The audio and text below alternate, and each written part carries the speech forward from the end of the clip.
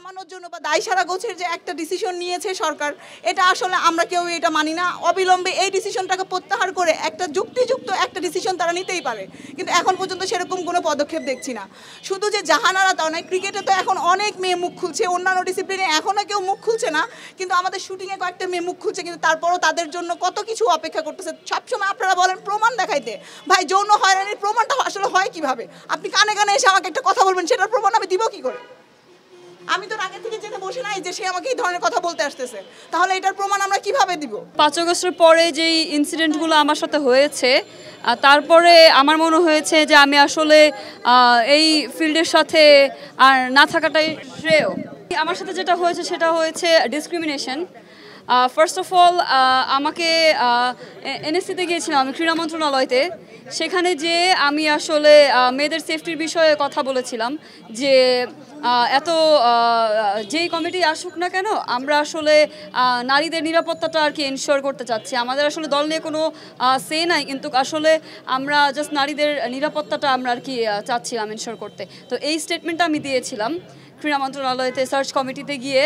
তো তখন এই স্টেটমেন্টের পরে যখন পরবর্তীকালীন যে অ্যাডহক কমিটি যেটা আসার পরে যে জয়েন্ট সেক্রেটারি আছে আমাদের GM হায়দার, উনি আসলে ওনার গায়ে টেনে নিয়েছিল ব্যাপারটা, বা ওনার কমিটির গায়ে টেনে নিয়েছিল, কিন্তু আমি আসলে স্পেসিফিক্যালি কোনো কমিটিকে মেনশন করে বা উল্লেখ করে আমি আসলে কোনো কথা আমি বলিনি।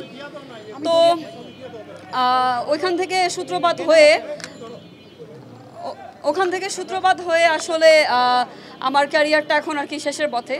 তো তারা আমাকে যে ডিফেন্সে যারা কথা বলছে যে তারা আসলে আমাকে বাদ দেয়নি টিম থেকে, আগে যে কমিটি ছিল তারা আমাকে টিম থেকে বাদ দিয়ে গিয়েছে, কিন্তু পরবর্তীকালীন তারা হচ্ছে সাফ গেমসের ক্যাম্প নিয়ে আসছিল, তারা সিলেকশন কম্পিটিশনে অনেককেই ইনক্লুড করেছে, বাট আমার নামটা স্পেসিফিকলি তারা দেয় নাই। তো আমি যখন তাদের সাথে কথা বলতে গিয়েছিলাম ফেডারেশনে, তখন তারা আমার সাথে খুবই ডিসরেসপেক্টফুলভাবে কথা বলেছিল। তারা আসলে এমন কিছু কিছু ওয়ার্ডস ইউজ করেছে যেগুলো আসলে অনেক ভয়াবহ নারীদের জন্য। তো এমন একটা স্থানে বসে, সে জয়েন্ট সেক্রেটারির একটা স্থানে বসে সে যখন একটা অ্যাথলেটের সাথে, একটা নারী অ্যাথলেটের সাথে যখন সে এভাবে কথা বলছে, আমার মনে হয় না এখানে নারীরা আসলে সেফ। তো আমি আসলে কোনো কিছুর আশায় আমি আসলে এখানে আসিনি, আমি আসছি কারণ আমার পাশাপাশি দেখা যায় আরও অনেক নারীদের সাথে, আমার পাশাপাশি যে আসলে অনেক নারীরা যে ফেস করছে, আমি চাই পরবর্তীকালীন যদি তারা এগুলোর ফেস না করে। এবং যেই কথাটা আসলে বেশি হাইলাইট করেছিল সেটা হচ্ছে, আমি যখন তার সাথে কথা বলতে গিয়েছিলাম সে আমাকে বলেছিল যে তুমি এমন একটা স্টেটমেন্ট দিয়েছো যার কারণে আমাদের কমিটিতে এমনও ডিসকাশন হয়েছে যে তুমি হয়তো বা ন্যাশনাল টিমে আসলে তুমি রেপ হয়ে যেতে পারো। সেটার ডিফেন্সে সে বলছে যে সে এমন কোনো ওয়ার্ডস ইউজ করে নাই, সে বলছে অনিরাপদ। তো একটা অ্যাথলেটের জন্য একটা স্টেটমেন্ট বলার কারণে একটা ফেডারেশন কিভাবে নিরাপদ হয় না? কেন একটা অ্যাথলেট এগুলো ফেস করবে, বা কেন অ্যাথলেটের সাথে এটা বলা হবে যে ফেডারেশন তোমার জন্য অনিরাপদ, জাস্ট বিকজ আমি আজকে এই কথাটা বলেছি? আমি তো কোনো কমিটিকে মেনশন করে কোনো কথা বলি নাই, আমি জাস্ট নর্মালি একটা সেফটির বিষয়ে কথা বলছিলাম, দ্যাটস ইট। তো এইখানে তারা এত বড় করে ইস্যুটাকে টানার পর তারা আসলে ইনক্লুড করে নাই। আর কি বলার, আসলে খুবই দুঃখজনক ব্যাপার এগুলা। এর পাশাপাশি সেখানে আরও অনেক টার্মস ইউজ করে। সবচেয়ে বড় কথা হচ্ছে, যেখানে আমি প্র্যাকটিস করতেছি, যেখানে আমি আমার দেশের জন্য ফাইট করতেছি, ওখানে আমাকে আসলে এইভাবে ডিসরেসপেক্ট হতে হলো। তাও আবার আমার মা ছিল, আমার মায়ের সামনে সে নানানভাবে আমাকে তুচ্ছতাচ্ছিল্যভাবে সে কথা বলছে। এটা তো আসলে খুবই আনফেয়ার অ্যান্ড ইনজাস্টিস। অ্যান্ড খালি এখন না, এর আগেও আমি আসলে ফেভারিটিজমের শিকার হয়েছিলাম। তো ওভারঅল দেখা যায় যে একটা অ্যাথলেট হিসাবে বা একটা জাতীয় দলের খেলোয়াড় হিসাবে যারাই আমাদের মানে আমার মতন যারা ফেস করছে, আমি চাই তাদের সাথে ইন ফিউচার এগুলো আর না হোক, শাস্তি হোক, এটা একটা অ্যাকচুয়াল শাস্তি হোক, এবং এই ধরনের মানুষ যারা আছে তাদেরকে আসলে তাদের পথ থেকে সরিয়ে দেওয়া হোক, ভালো কাউকে আনা হোক, তদন্তের মাধ্যমে এদেরকে শাস্তির আওতায় আনা হোক, এবং এদের জায়গায় যারা আসলে নারী কেলেঙ্কারির সাথে জড়িত তাদেরকে আসলে এই জায়গায় যে জায়গায় সে আছে, যে সিটটাতে সে বসে আছে, আমার মনে হয় না সে এই সিটের যোগ্য। তো তাদেরকে আসলে এখান থেকে একদম সারা জীবনের জন্য বহিষ্কার করা উচিত। এবং হচ্ছে যারা অ্যাকচুয়ালি স্পোর্টসের ডেভেলপমেন্ট আনতে যাচ্ছে, যারা আসলে এরকম বৈষম্য করে না বা নারী পুরুষ সব একই এফর্ট দিচ্ছে, এই জিনিসটাকে মাথায় রেখে যারা স্পোর্টসটাকে এগিয়ে নিতে পারবে তাদেরকে আসলে এই সিটটা দেওয়া উচিত আমার মতে। নিপীড়নের অভিযোগ গত 4-5 বছর যাবৎ তুলে আসছে। অত্যন্ত আশ্চর্যের বিষয় আপনারা জানবেন, যখন অনলাইন মিডিয়া, সোশ্যাল মিডিয়ায় জাহানারা যখন প্রথম দিন অভিযোগগুলো উত্থাপন করেছিলেন। বাংলাদেশ ক্রিকেট বোর্ড 2 থেকে 3 ঘন্টার মধ্যে সেই অভিযোগকে ভুয়া বলে তারা প্রেস রিলিজ দিয়েছিলেন। এর ঠিক 2 দিন পর যখন জাহানারা আবার তার বিরুদ্ধে নিপীড়নের অভিযোগগুলো স্পষ্টভাবে তুলে ধরেছেন, সারা বাংলাদেশ তখন কেঁপে উঠেছিল। আপনারা জানেন, আজকে যখন এখানে এসেছি, ডানা আপা আমাকে বলেছেন যে আজকে এই অনুষ্ঠানে আসবার জন্য অত্যন্ত স্মৃতিকাতর হয়ে গিয়েছি। আপনারা জানেন, প্রতিটি বিশ্ববিদ্যালয়ে নিপীড়ন বিরোধী নীতিমালা কমিটি রয়েছে। আমরা দীর্ঘদিন যাবৎ বলেছি বাংলাদেশ ক্রিকেট বোর্ড সহ প্রতিটি ফেডারেশনে নারী নিপীড়ন নীতিমালা করতে হবে। ক্রিকেট বোর্ডের মতো প্রতিষ্ঠান সেটি করতে দিনের পর দিন ব্যর্থ হয়েছে।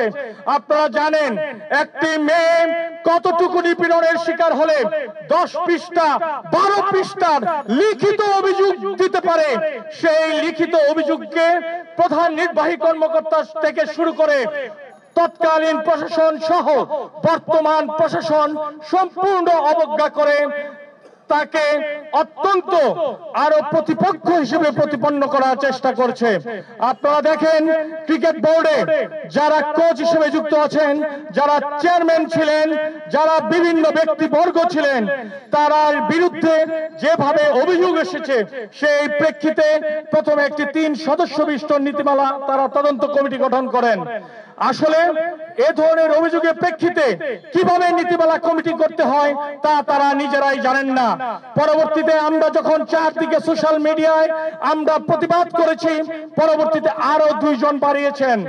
আমরা মনে করি এই তদন্ত কমিটি অত্যন্ত নিরপেক্ষতার সঙ্গে কাজ করবেন, কিন্তু যাদের বিরুদ্ধে অভিযোগ এসেছে তারা যদি ফেডারেশনে ক্রিকেট বোর্ডে অবস্থান করেন তাহলে কিন্তু কখনোই নিরপেক্ষভাবে প্রভাবিত হতে পারে না। আপনারা জানেন, জাহাঙ্গীরনগর বিশ্ববিদ্যালয়ে ধর্ষণ বিরোধী আন্দোলন সহ বিভিন্ন সময় নারী নিপীড়ন বিরোধী আন্দোলনে জাহাঙ্গীরনগর বিশ্ববিদ্যালয় অত্যন্ত অগ্রণী ভূমিকা পালন করেছে। এই যে আজকে একটা পল্টন ময়দান ছিল, আমরা যখন ধর্ষক জসীমউদ্দিন মানিকের বিরুদ্ধে আন্দোলন করেছিলাম, চারদিকে প্রতিবাদ উঠেছিল। এই পল্টন ময়দানে তৎকালীন বিরোধী দলীয় নেত্রী সাবেক প্রধানমন্ত্রী দেশনেত্রী বেগম খালেদা জিয়া নারী নিপীড়ন সহ জাহাঙ্গীরনগর বিশ্ববিদ্যালয়ে ঘটে যাওয়া জসীমউদ্দিন মানিকের বিচার চেয়েছিলেন এই পল্টন ময়দানে। আজকে ডানা আপার নেতৃত্বে আমরা এখানে দাঁড়িয়েছি, প্রতিটি ফেডারেশনের নিপীড়নের বিচার করতে হবে। আমার বোন, আমার সন্তান যেভাবে দাঁড়িয়ে প্রতিবাদ করেছে, সারা বাংলাদেশে এই প্রতিবাদ ছড়িয়ে দিতে হবে। আগামী সোমবার জাহাঙ্গীরনগর বিশ্ববিদ্যালয়ে স্টুডেন্টস ক্লাবরা প্রতিবাদ মুখর হবেন। আপনাদেরকে অনুরোধ করছি, এই যে নিপীড়ন আমার সন্তানদের বিরুদ্ধে, তাকে সারা বাংলাদেশে আপনারা ছড়িয়ে দিবেন। কোন নিপীড়ক ক্রীড়াঙ্গনে থাকতে পারবে না, না ক্রিকেট বোর্ড, না ফেডারেশন ক্রীড়াঙ্গনের কোথাও। এমনকি বাংলাদেশ ক্রিকেট বোর্ডে দেখবেন কোন প্রকার নারী পার্টিসিপেশন নেই। ডানা আপা যেটা বলেছেন, এখানে নারী উইং রয়েছে, জাতীয় দলের প্রতিনিধিত্ব করছে নারীরা, সেখানে একজন পরিচালক নেই। এবার সরকারি কোঠায় বাধ্য হয়ে একজন পরিচালককে ইনক্লুড করেছেন। আমরা চাই একটি নিরপেক্ষ তদন্ত কমিটির মাধ্যমে এই তদন্তগুলো স্পষ্ট বিচার হবে। ক্রীড়া উপদেষ্টা, আপনাকে আহ্বান জানাচ্ছি, আপনি অবিলম্বে বিচার বিভাগীয় তদন্ত করবেন প্রতিটির সঙ্গে। আপনি প্রতিটি ফেডারেশনের চিঠি পাঠিয়েছেন শাসক বিভাগের কমিটি পূর্বক বিচার করবার জন্য। আপনি বর্তমানে যে অবস্থানে দাঁড়িয়েছে, আপনার উচিত হবে রাষ্ট্রীয়ভাবে বিচার বিভাগীয় তদন্ত করবেন এবং প্রতিটি ফেডারেশনে কমপক্ষে 40% নারী ক্রিকেটার, নারী অ্যাথলেট সহ নারী সংগঠকদের পার্টিসিপেশন আপনি নিশ্চিত করবেন। আজকে আপনারা সার্চ কমিটি করেছেন, আমাদের ব্যাডমিন্টন কিংবদন্তি ডানা আপা সহ অন্যান্য আপারা আছেন, তারা আজকে কোথায়? যারা দীর্ঘদিন যাবত প্রত্যেকটি ফেডারেশনকে পরিচালিত করছেন তারা আজ কোথাও নেই। আপনারা সব দোসরদেরকে নিয়ে কমিটি করছেন, যা ছিল তাই হচ্ছে। এভাবে চলতে পারে না। আপনাদেরকে রাষ্ট্রীয়ভাবে এই ঘটনার তদন্ত কমিটি করতে হবে। বাংলাদেশ ক্রিকেট বোর্ড যেহেতু অত্যন্ত ফোকাস, তার আমরা অবলোকন করছি। আমাদের আন্দোলনের অভিজ্ঞতা রয়েছে, আমরা রাজপথে থেকেছি, ক্রিয়াঙ্গনে থেকেছি, আমরা জানি কিভাবে এসব কুলাঙ্গারদেরকে ক্রিয়াঙ্গন থেকে তাড়াতে হয়। আপনি অবিলম্বে ব্যবস্থা গ্রহণ করেন, না হলে আমরা উচিত এই ব্যবস্থা নিব। আপনারা এসেছেন, সকলকে আপনি ধন্যবাদ জানাচ্ছি। আমরা এখানে থাকলেই হবে না, সারা বাংলাদেশ বিশ্ববিদ্যালয় সহ প্রতিটি জেলায় এই আন্দোলনকে বেগবান করতে হবে।